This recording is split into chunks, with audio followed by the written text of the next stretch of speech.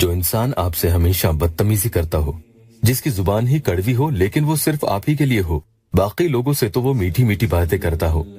एक तो करेला ऊपर से नीम चढ़ा, वो सिर्फ आप ही के लिए बना रहता है और आपकी कभी उसने इज्जत नहीं की, न ही वो आपको वो प्यार और वो रुतबा देता हो कि जो आपको उस इंसान से चाहिए।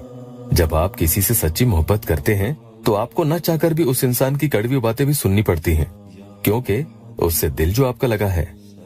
आप हर हाल में रिश्ता निभाने के लिए हर मुमकिन कोशिश करते रहते हैं, बस कैसे भी करके वो आपकी जिंदगी में रुक जाए और कभी आपको छोड़कर न जाए।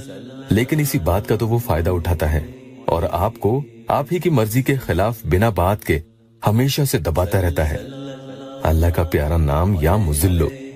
आज का अमल ऐसे में बहुत ही अक्सीर शुदा है और चंद दिन के पढ़ने से ही सामने वाले पर इसका असर देखने को मिलता है कि वो धीरे धीरे आपसे शराफत से पेश आने लगेगा। और यही नहीं, अगर वो ऐसा न करेगा तो उसे शर्म आने लग जाती है, अंदर ही से उसे गिल्टी फील होने लगेगी कि ये मैंने क्या कह दिया, या खुद ही अंदर उसे लगने लगेगा कि मैंने गलत उसकी बेइज्जती कर दी। नदामत का एहसास होने लगेगा, आपको धुतकारने का उसे खुद ब खुद से ही अंदर ही से बुरा लगने लगेगा। बस यही एक जज्बात है जो सामने वाले इंसान में पैदा होना चाहिए, ताकि वो फिर धीरे धीरे खुद का ये रवैया बदल दे और आपसे मोहब्बत करने लगे। अगर ऐसा नहीं करेगा तो वो इंसान आपके सामने अंदर से बहुत ही जलील होने लगेगा। पढ़ने का तरीका आप सुन लें। रात के वक्त आपको सोने जाने से पहले ये अमल पढ़ लेना है। नए आए हैं तो चैनल को सब्सक्राइब जरूर कर लें।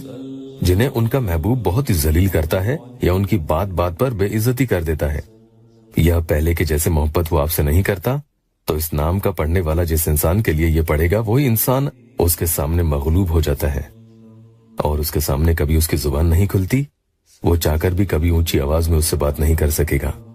गुस्सा, चिल्लाना, फटकारना, नाराज होना और बात बात पर ताने कसना, जलील करना, ऐसे पेश आने वाला इंसान आपके सामने ठंडा पड़ जाता है, एकदम खामोश, उसकी जुबान बंद हो जाएगी।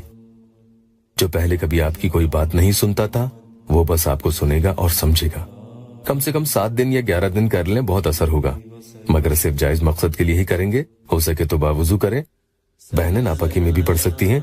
जिसके लिए अमल कर रहे हैं उसके बारे में सोचते हुए आपको चाहे तो लेटे लेटे या बिस्तर पर बैठकर कैसे भी आपको ये अमल पढ़ लेना है। 75 टाइम्स यानी 75 मरतबा ये आपको पढ़ना है और सामने की तरफ एक फूंक मार देनी है। ये फूंक ऐसे मारनी है कि जैसे वो इंसान आपके सामने बैठा है, ये सोच कर माने। उसके बाद खामोशी से सो जाएं। अल्लाह आपकी हर परेशानी दूर कर दे।